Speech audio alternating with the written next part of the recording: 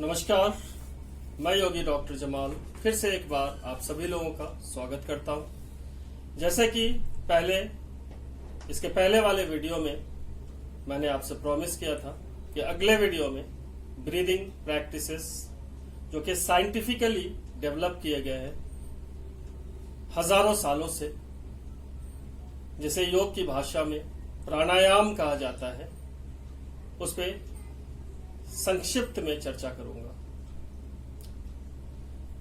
लेकिन मित्रों, योग में प्राणायाम के अलावा 6 शुद्धि क्रियाएं भी होती हैं।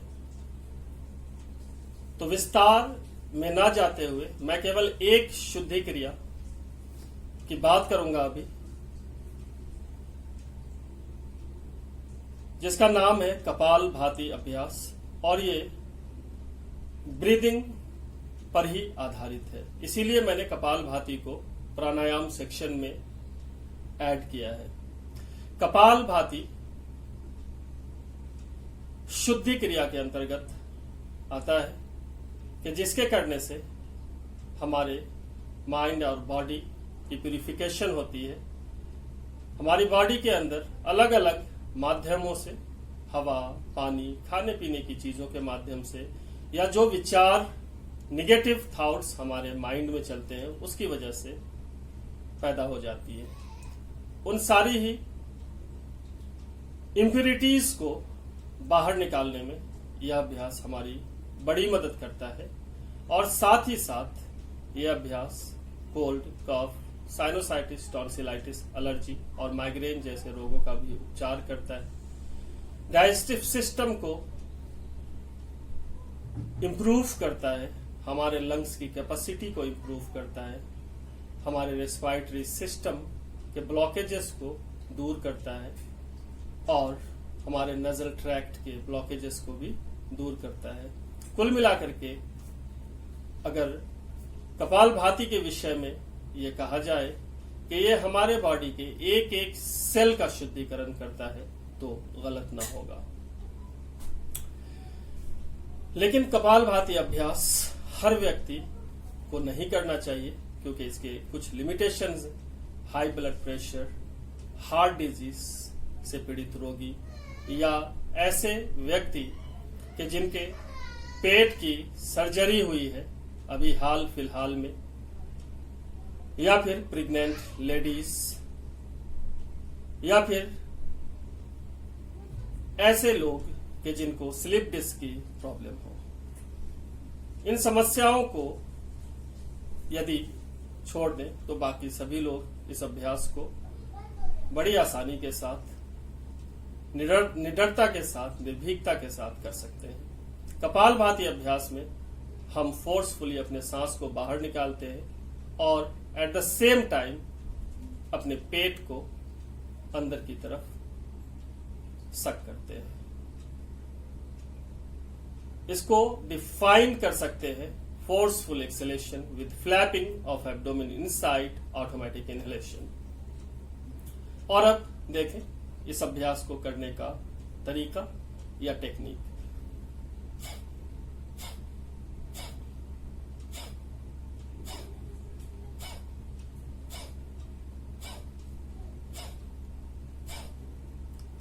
तो इस प्रकार से आरंभिक दिनों में, शुरुआती फेज में कोई भी प्रैक्टिशनर इस प्रैक्टिस को 15, 20, 25 या 30 स्ट्रोक्स तक कर सकता है। थकावट आने की स्थिति में थोड़ी देर रेस्ट कर सकता है और फिर से इस अभ्यास को 10 से 20 सेकंड के रेस्ट के बाद दोबारा से शुरू कर सकता है। और फिर धीरे धीरे अपने अभ्यास को बढ़ाते हुए 3 से 5 मिनट रोज कर सकता है। यह अभ्यास डायबिटीज के रोगियों के लिए भी बहुत लाभदायक है। इस अभ्यास के नियमित रूप से करते रहने पर kidneys, pancreas, liver, gall bladder, appendix, urinary bladder, large intestine, stomach, small intestine और प्रोस्टेट ग्लैंड तक सदा स्वस्थ रहते हैं, हेल्दी रहते हैं। कॉन्स्टिपेशन की समस्या भी दूर होती है। इतना ही नहीं, एब्डोमिनल रीजन से एक्स्ट्रा फैट्स भी रिलीज होते हैं। तो कपालभाति अभ्यास 3 से 5 मिनट यदि रोज करें तो हम कह सकते हैं कि हम अपने शरीर के 70% हेल्थ से रिलेटेड समस्याओं को दूर कर सकते हैं। और अब प्राणायाम की बारी। प्राण प्लस आयाम, इन दो शब्दों के मिलने से प्राणायाम शब्द का निर्माण हुआ है। प्राण वाइटल फोर्स, वाइटल एनर्जी को कहते हैं, और आयाम के दो मायने हैं। एक सर्टेन डायरेक्शन प्रदान करना अपनी सांसों को, और दूसरा कि अपनी सांसों पे काबू पाना, कंट्रोल पाना। तो सबसे पहले मैं जिस प्राणायाम की चर्चा करने जा रहा हूं उसका नाम है भस्त्रिका। भस्त्रिका प्राणायाम लोहार के धौकनी की तरह से चेस्ट की मूवमेंट की वजह से इसका नाम है भस्त्रिका। और इस प्राणायाम के करने से अगेन सांस से संबंधित रोगों का उपचार संभव है। आस्थमा के रोगियों के लिए बहुत ही ज्यादा लाभदायक है। और इसके अलावा कोल्ड, कफ, साइनोसाइटिस, टॉन्सिलाइटिस, एलर्जी और माइग्रेन जैसे रोगों का उपचार संभव है। और ये हमारे बॉडी के अंदर ऑक्सीजन लेवल को इंक्रीज करने में भी मदद करता है, लंग्स की कैपेसिटी को इंक्रीज करता है। इतना ही नहीं, ये अभ्यास हमारे ब्रेन सेल्स को बहुत ही जबरदस्त एक्सरसाइज प्रदान करता है, और जिससे ब्रेन सेल्स की रेट ऑफ डिके में या तो विराम लग जाता है या फिर उसकी प्रक्रिया धीमी पड़ जाती है। यह हमारी मेमोरी को भी इंक्रीज करने में मदद करता है। तो बच्चों के लिए या स्टूडेंट के लिए ये बहुत ही जबरदस्त ब्रीदिंग प्रैक्टिस है कि जिससे उनके माइंड की शार्पनेस में वृद्धि होती है, उनका मेमोरी पावर इंक्रीज होता है। और ये बड़ा आसान है, इसको 3 तरीके से कर सकते हैं। सबसे पहला और नेचुरल जो तरीका है वो है कुछ इस तरह से आप इस प्रैक्टिस को कर सकते हैं। इसको डिफाइन करेंगे forceful inhalation and forceful exhalation.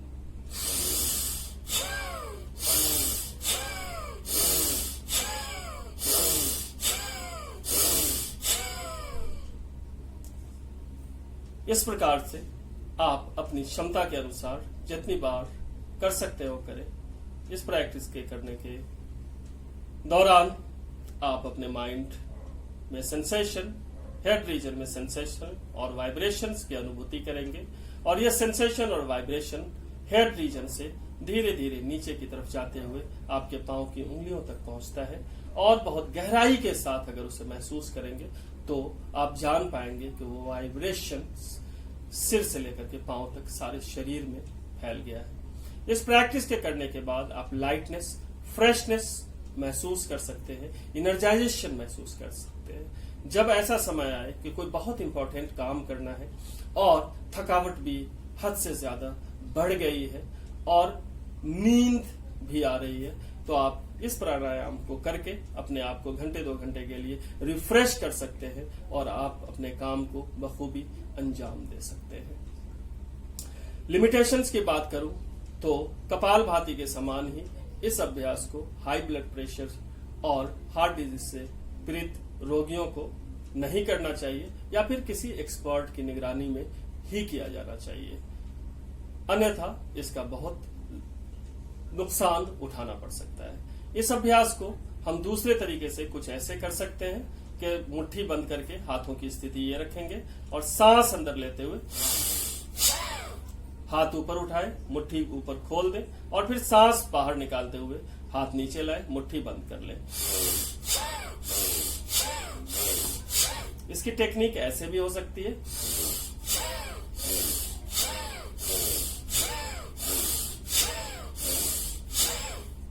दस से 15-20 बार करने के बाद थोड़ी देर आराम जरूर करेंगे, 10 से 20 सेकेंड, फिर रिलैक्स हो जाए। रिलैक्स हो जाने के बाद दूसरा सेट और फिर तीसरा सेट भी इस अभ्यास का आरंभ कर सकते हैं।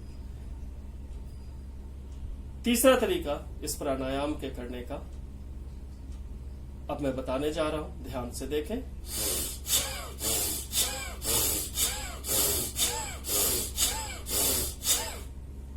फिर 10 से 20 सेकेंड का रेस्ट आफ्टर इफेक्ट्स को महसूस करते हुए, फील करते हुए, जो इस अभ्यास के करने की वजह से आपके माइंड पे और शरीर पे उत्पन्न हुए।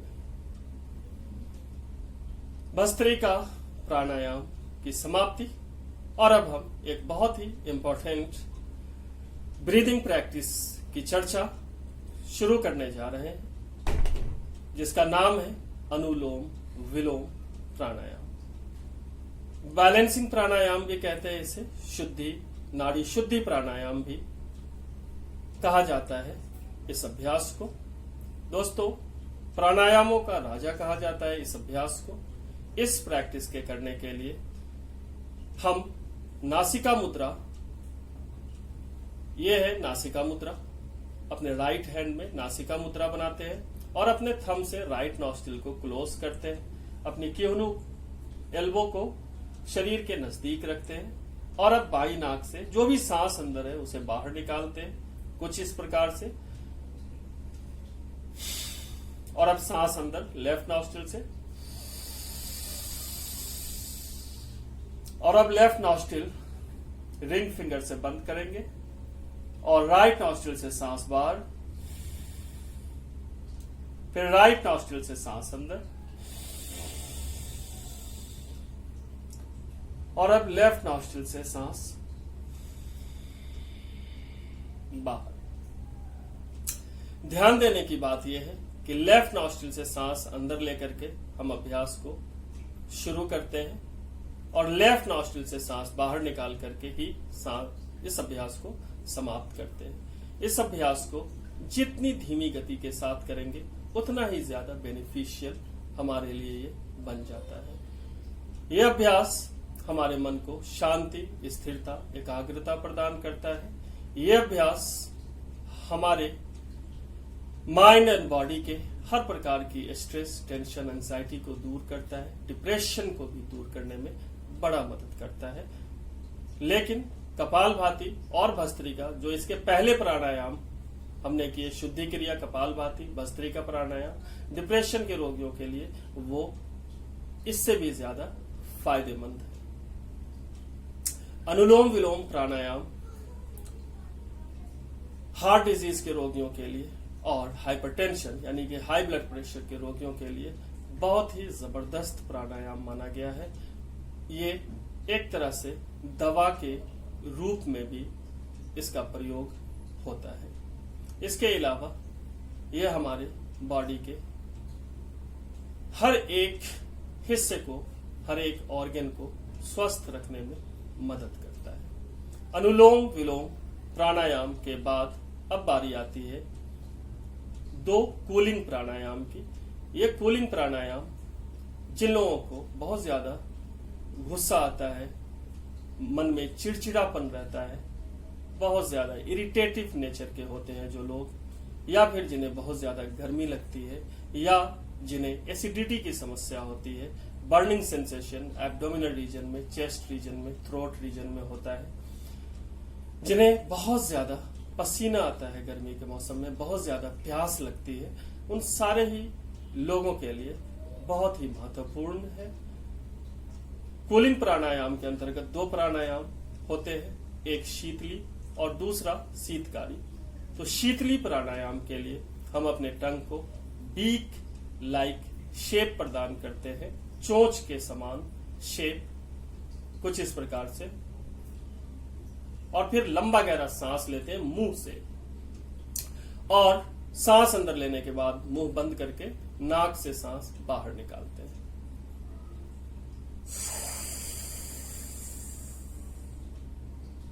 मुंह बंद,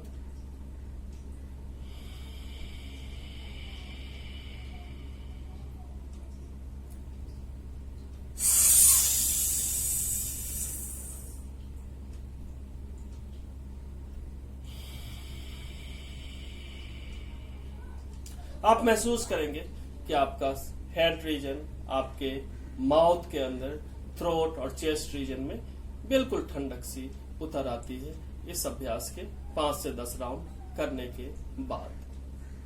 हाँ, जिन लोगों को कोल्ड कफ की प्रॉब्लम हो, या फिर जो डिप्रेशन में है, या फिर जिनका ब्लड प्रेशर लो है उन्हें इस अभ्यास को अवॉइड करना चाहिए। इसी तरह से शीतकारी प्राणायाम जो कि दूसरा कूलिंग प्राणायाम है, उसमें टंग को फोल्ड करके दोनों दांतों के बीच दबा लेते हैं, प्रेस करते हैं कुछ ऐसे।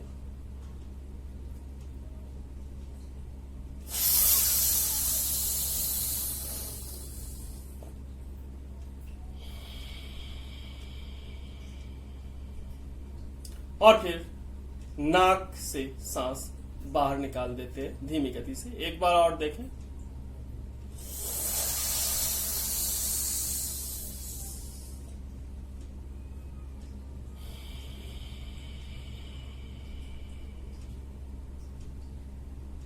इस अभ्यास का भी सेम इफेक्ट है, सेम बेनिफिट्स है और सेम लिमिटेशन है। तो अब तक हमने 4 प्राणायाम की चर्चा की। भस्त्रिका, अनुलोम विलोम, शीतली, शीतकारी। और अब अगले प्राणायाम की तरफ बढ़ते हैं कि जिसका नाम है उज्जयी प्राणायाम। उज्जयी का मीनिंग है विजय की प्राप्ति, अपने माइंड पे, अपनी सोल पे, अपने शरीर पे, अपने थॉट्स पे विजय प्राप्त करना इस अभ्यास का उद्देश्य है। परंतु इस अभ्यास का एक और बहुत जबरदस्त बेनिफिट है। थायराइड, पैराथायराइड ग्लैंड को यह बढ़िया स्वास्थ्य प्रदान करता है और थायराइड से रिलेटेड डिजीजेस को ठीक करने में अपने प्रैक्टिशनर की मदद करता है। उज्जयी प्राणायाम के लिए हमें अपने थ्रोट रीजन पे फोकस करना होता है सबसे पहले, और लंबी गहरी सांस लेनी होती है और सांस लेते समय अपने विंड पाइप को कॉन्ट्रैक्ट करना होता है, जिससे एक विसिल लाइक साउंड प्रोड्यूस होती है। और फिर हम अपने सांस को थोड़ी देर रोक लेते हैं चिन लॉक के साथ, और फिर राइट नॉस्ट्रिल क्लोज करके लेफ्ट नॉस्ट्रिल से सांस बाहर निकाल देते हैं। टेक्निक देखें डेमो के माध्यम से।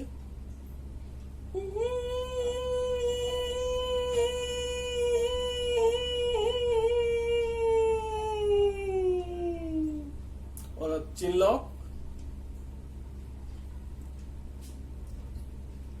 5 सेकेंड्स होल्ड, और अब राइट नॉस्ट्रिल क्लोज करके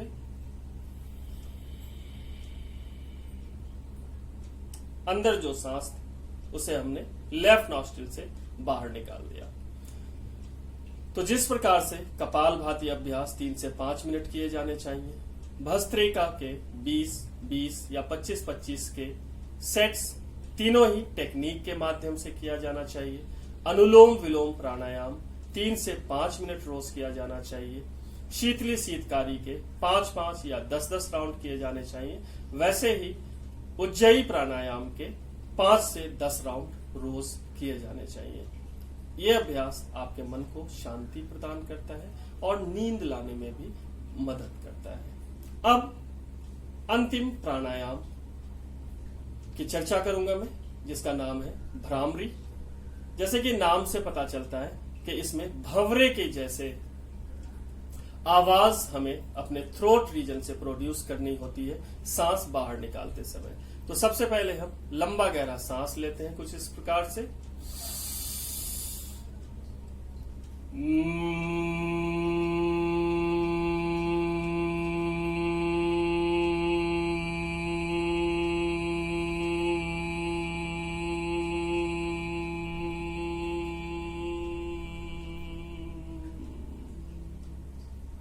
और जब आवाज खत्म होती है भंवरे जैसी,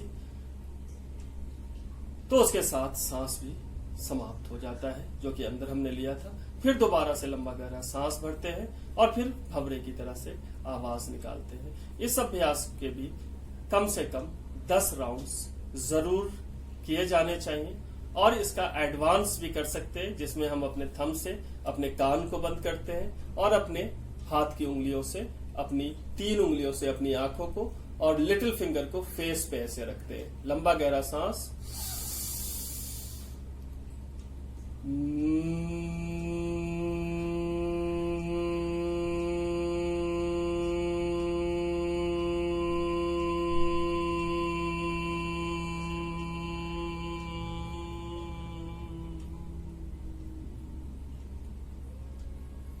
और फिर धीरे से अपने हाथ नीचे। महसूस करें कि सब कुछ बदल जाता है, सारी स्ट्रेस, टेंशन, एंजाइटी रिलीज हो जाती है, मन बिल्कुल शांत, स्थिर, एकाग्र हो जाता है। जो लोग बहुत स्ट्रेसफुल एटमॉस्फेयर में रहते हैं, उनका काम बहुत ज्यादा स्ट्रेसफुल वातावरण में होता है या कंप्यूटर पे बहुत ज्यादा देर तक काम करने वाले हैं, ऐसे लोगों के लिए अभ्यास बहुत ज्यादा लाभदायक है। हर घंटे 2 घंटे पे अगर 5 से 10 राउंड कर ले तो उनका माइंड रिफ्रेश हो जाता है और वह बहुत ही लाइट, फ्रेश और एनर्जाइज्ड फील करते हैं इस अभ्यास की समाप्ति के बाद। तो दोस्तों, ये 6 प्राणायाम और एक शुद्धि क्रिया, प्यूरिफिकेशन की क्रिया कपालभाति पे अभी मैंने चर्चा की। ये वीडियो थोड़ा सा लंबा जरूर हो गया है, लेकिन मैंने बहुत संक्षेप में बात की है। अदरवाइज ये अकेला वीडियो 1 से 1.5 घंटे का हो सकता था। मुझे उम्मीद है कि ब्रीदिंग प्रैक्टिसेस, जिनको हम साइंटिफिकली डेवलप्ड ब्रीदिंग प्रैक्टिसेस या प्राणायाम के नाम से जानते हैं, आपकी समझ में अच्छे से आ गया होगा और मुझे आशा है कि आप अपने जीवन में इसका समुचित उपयोग करेंगे और संपूर्ण स्वास्थ्य की प्राप्ति के लिए एक कदम और आगे बढ़ जाएंगे। तो इस वीडियो में बस इतना ही। आज्ञा दे। जय योग, जय हिंद, जय भारत। धन्यवाद।